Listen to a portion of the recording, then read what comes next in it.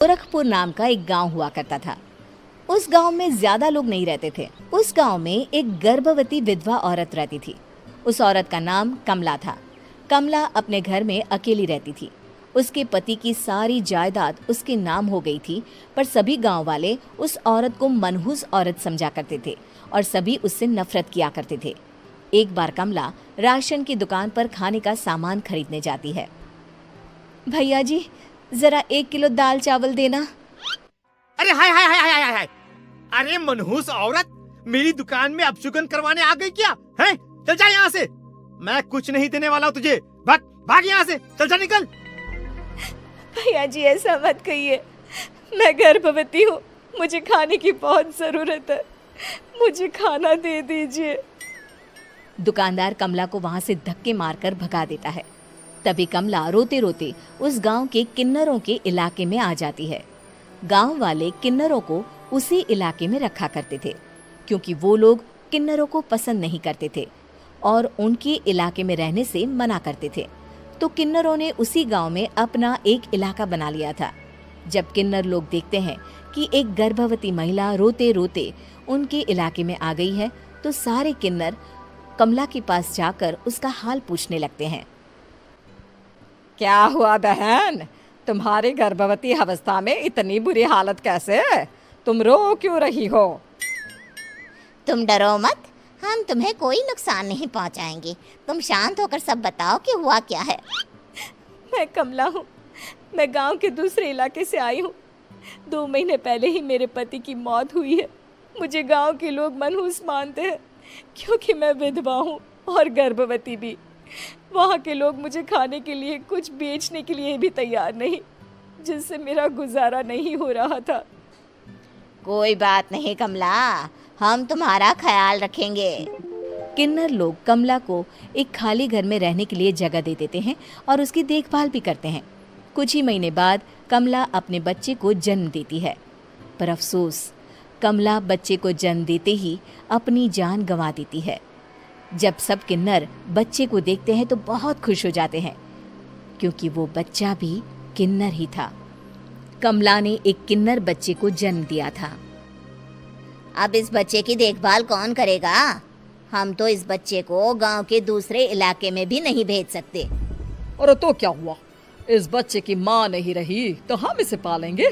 अब ये हमारे इलाके में रहेगा, हमारे साथ रहेगा। फिर वो किन्नर उस किन्नर बच्चे को गोद ले लेते हैं, उसका नामकरण कराते हैं। उस किन्नर बच्चे का नाम शक्ति रखा जाता है। देखते ही देखते शक्ति बड़ी होने लगती है।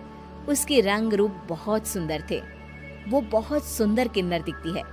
एक दिन शक्ति एक किन्नर से पूछती है, माँ जी सुनिए ना, ये गांव के दूसरे इलाके में भी तो लोग रहते हैं, तो हम वहाँ क्यों नहीं जाते? हम उनसे अलग क्यों रहते हैं? शक्ति, क्योंकि वो लोग हमारे जैसे नहीं, वो लोग हमें पसंद नहीं करते, इसीलिए हम उनसे अलग रहते हैं। क्यों? वो हमें क्यों पसंद नहीं करते? मुझे एक बार उस इलाके में जाना है। मैं एक बार वहाँ जाकर घूम कर आऊं। शक्ति, खबरदार, जो तू उस इलाके में कभी भी गई तो अपनी जान नहीं गंवाना चाहती तो उस इलाके में कभी कदम भी नहीं रखेगी, समझी? इतना कहकर वो किन्नर वहां से चली जाती है। शक्ति उस किन्नर की बात सुनकर बहुत रोती है। माँ जी, ऐसा कैसे कह सकती हैं? उन्होंने इतनी सी बात के लिए मुझे इतना डांटा। अब तो मैं उस इलाके में जरूर जाऊंगी। फिर एक दिन शक्ति गांव के दूसरे इलाके में चुपके से जाती है। ये लोग तो हमारे जैसे ही इंसान हैं, तो ये हमसे नफरत क्यों करते हैं? जब शक्ति उस इलाके में पहुंचती है तो गांव के सारे आदमी उसके रूप से मोहित हो जाते हैं। वो लोग ये अंदाजा नहीं लगा पाते कि वो किन्नर है। शक्ति की सुंदरता देखकर सारे गांव वाले उसकी तारीफ करने लगते हैं। तभी गांव का चक्कर लगाने गांव के जमींदार का बेटा हर्ष वहां पहुंचता है। हर्ष भी दिखने में बहुत सुंदर होता है। जब हर्ष ने शक्ति को देखा तो वो भी उससे मोहित हो गया, और जब शक्ति की नजर हर्ष पर पड़ी तो वो हर्ष को देखकर मोहित हो गई। आपको पहले कभी इस गांव में देखा नहीं। इस गांव में आप नए हैं क्या? जी नहीं, वो मैं बस। तभी शक्ति बोलते बोलते रुक जाती है और मन में सोचने लगती है, अगर मैंने इनको बता दिया कि मैं दूसरे इलाके से आई हूँ तो वो समझ जाएंगे कि मैं किन्नर हूँ। इसलिए मुझे इनसे झूठ ही बोलना पड़ेगा। शक्ति हर्ष को कहती है, जी हाँ, मैं इस गांव में नई आई हूँ, यहाँ अकेली रहती हूँ। वैसे आप कौन है? आप भी इसी गांव में रहते हैं? जी हाँ, मैं इस गांव के जमींदार का बेटा हूँ। आपको किसी भी चीज की जरूरत पड़े तो आप मुझे बता देना, मुझे अच्छा लगेगा। ऐसे ही शक्ति और हर्ष एक दूसरे से रोज मिलने लगते। वो दोनों अपने प्यार का इजहार करने एक दूसरे से मिलने जाते हैं। तभी शक्ति का पीछा करते करते एक किन्नर वहां आ जाती है। शक्ति, शक्ति, मैं तुमसे बहुत प्यार करता हूँ। मैं तुमसे शादी करना चाहता हूँ। क्या तुम मुझसे शादी करोगी? हाँ हर्ष, मैं तुमसे शादी करूंगी, पर मैं तुमको अपने बारे में एक सच्चाई बताना चाहती हूँ जो मैंने तुमसे छुपा कर रखी है। तभी उनके बीच में ही वो किन्नर आ जाती है। शक्ति, तेरी हिम्मत कैसे हुई ऐसा करने की? वो किन्नर शक्ति को खींचकर गांव के जमींदार के पास ले जाती है। हर्ष भी वहां शक्ति को बचाने के लिए पहुंच जाता है। जमींदार शक्ति और हर्ष के प्यार के बारे में सुनकर गुस्से में आ जाता है और शक्ति को गांव के बाहर निकालने की सजा देता है। शक्ति ये बात सहन नहीं कर पाती और कुएं में कूदकर अपनी जान दे देती है। जमींदार हर्ष की शादी गांव की एक लड़की से करवा देता है, पर हर्ष इस शादी से खुश नहीं होता। शक्ति अपना बदला लेने के लिए मरने के बाद किन्नर चुड़ैल बन जाती है। अब मैं इन गांव वालों को नहीं छोड़ूंगी, अब इनसे मैं अपने प्यार का बदला लूंगी। किन्नर चुड़ैल गांव वालों को परेशान करना शुरू कर देती है। एक बार वो रात को गांव के खेतों में पहुंच जाती है और वहां आग लगा देती है। सारी फसल जल के राख हो जाती है। जब एक आदमी रात को उठकर देखता है कि खेत में आग लग गई है तो वो वहां पहुंच जाता है। वो देखता है कि खेतों के बीचों बीच एक किन्नर चुड़ैल खड़ी है और वहां खड़े होकर ताली बजा रही है। गांव वाला किन्नर चुड़ैल को देखकर बेहोश हो जाता है। जब सुबह उस आदमी को होश आता है तो वो सीधा जमींदार के पास जाता है। अरे जमींदार साहब, अरे वो किन्नर चुड़ैल ने मेरी सारी फसल जला दी। अब मैं क्या करूंगा? क्या होगा मेरा?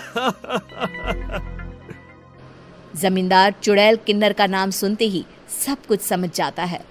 अब वो बहुत डर जाता है। उसी रात को जब जमींदार डर के मारे अपने कमरे में सो नहीं पाता, तभी वहां अचानक से किन्नर चुड़ैल आ जाती है। किन्नर चुड़ैल जोर जोर से जमींदार के आगे खड़ी होकर हंसने लगती है और ताली बजाने लगती है। जमींदार उस डरावनी किन्नर चुड़ैल को देखकर बहुत डर जाता है। तूने मेरे साथ बहुत बुरा किया, अब मैं तुझे जान से मार दूंगी। नहीं नहीं नहीं नहीं नहीं, मुझे माफ कर दो, मुझे मत मारो। मैं कभी ऐसा दोबारा नहीं करूंगा। अब तुम जो बोलोगी वही मैं करूंगा। ठीक है, मैं चाहती हूँ कि किन्नर इलाका गांव के इलाके से जुड़े और गांव का कोई भी आदमी किन्नर समाज से द्वेष ना करे, उससे नफरत ना करे, नहीं तो मैं सारे गांव को मार दूंगी। और तुम गांव में एक नया कानून बनाओ कि अगर किसी ने भी किन्नर समाज को हानि पहुंचाने की कोशिश भी करी या इनसे भेदभाव करने की भी कोशिश करी तो उनको कड़ी से कड़ी सजा मिलेगी। हाँ हाँ हाँ हाँ, मैं ऐसा ही करूंगा। तुम जो बोलोगी वो मैं करूंगा, पर मुझे जाने दो प्लीज। तब वो किन्नर चुड़ैल वहां से चली जाती है। गांव का जमींदार किन्नर चुड़ैल का कहा मानते हुए दोनों इलाकों को एक कर देता है और नया कानून भी लागू कर देता है। तब से वहां किन्नर समाज और बाकी गांव वाले शांतिपूर्वक रहने लगते हैं।